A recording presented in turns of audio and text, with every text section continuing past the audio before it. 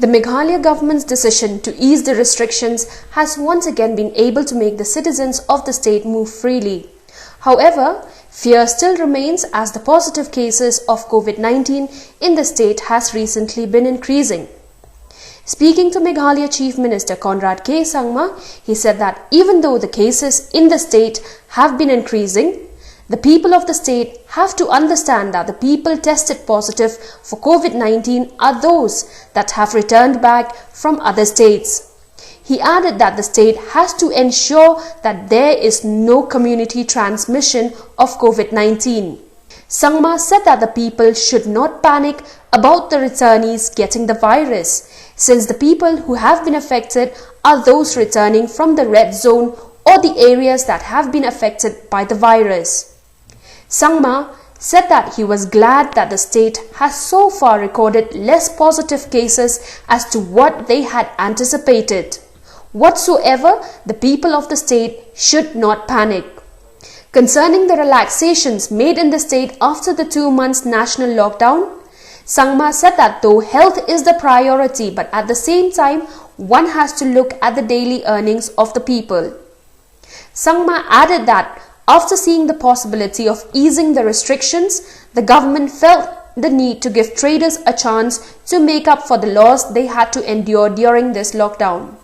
I think one has to understand that though the numbers of cases are going up, these are mostly people who are, in fact all are cases of individuals who are coming in from outside and from red zones. So I think expecting or seeing some positive cases in those people is not something that one should be surprised. Good thing is that the numbers are quite less compared to what it could have been, so that's a good thing, but yet the numbers are still there. So I think that is the first part, that people should not panic about this particular situation, because this is something that we expect since people are coming in from outside. But it is important to ensure that it does not spread in any way to the community. So I think after maintaining a very strict testing protocol, I hope that we'll be able to contain this to a very large extent. About opening up, I think it's important that we have always felt that balancing out between the economy and health is also important. So we always kept health as a priority, but slowly after seeing that we were able to some extent at least, or to a large extent, we were able to contain the situation. We felt that economically we need to give some kind of flexibility because people's livelihoods are being affected. So we are being very cautious in our approach, but at the same time we are ensuring that the economic activities can also continue. Yeah, absolutely. We have gone into details of that.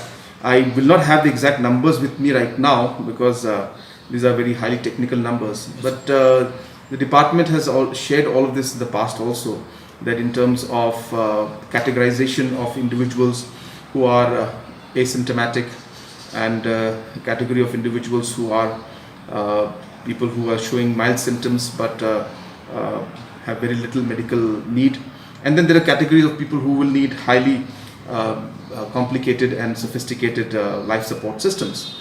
So keeping all those factors in mind, we have segregated those aspects, and almost 80-85% even in our records has shown are people who are asymptomatic, who will not require any kind of medical attention. So therefore, with that in mind, it's very important at the end of the day for us to manage the beds that we have. So putting everybody who is say positive but asymptomatic and then saying that we need to put them in ventilators and in medical facilities would not be the right way to approach things. So what is important is the management of these beds and management of these facilities, and that is really what is going to be key in case a situation reaches to that level. So I'm sure that our team has been going through this again and again and again, and I hope that it does not reach that level, but if it does, then of course we are prepared for it. And as I said, that because we expect that most of the cases will be asymptomatic and they will not require medical attention, and those are the cases which we should not put in the hospitals, but we should put them in either community quarantines as we are right now, or in fact the asymptomatic ones we're keeping in institutional quarantines. and then if only the ones who really require the medical attention will be put in under the medical setups. Yeah, technically speaking, entry-exit points are already set up in one way, and we are not only registering, but we are also keeping the people for 3 days in the institutional quarantine. We have information about each and every one who's entering the state even before they're entering, and obviously if there are people who are not informing us, they cannot enter without giving all the details. So technically speaking, it is already in motion. The infrastructure is what we have to set up, which will take time because of the location complexity. Now, a lot of the locations, a lot of the movement that is taking place is mostly in Burnihut area in Reboy district. And the entry point for us to have the entry-exit system was in Umling.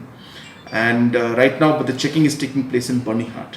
So therefore, for obvious reasons, because otherwise there is quite a long gap of about 10-15 kilometers from Burnihut to Umling. So keeping those factors in mind, we had to set it up in Burnihut. But in the long run, the entry point, exit point will be at entry point. Will be at Umling, and that's where the challenge is right now. So we are going to start. We have in fact already started the land. We had already started the land process, the improvement of the land process a long time back, and construction also is something that we have already given administrative approval for. But as I said, moving to that location right now may not be possible because of the logistics involved in the health aspect, because the checking has to be done at the border itself.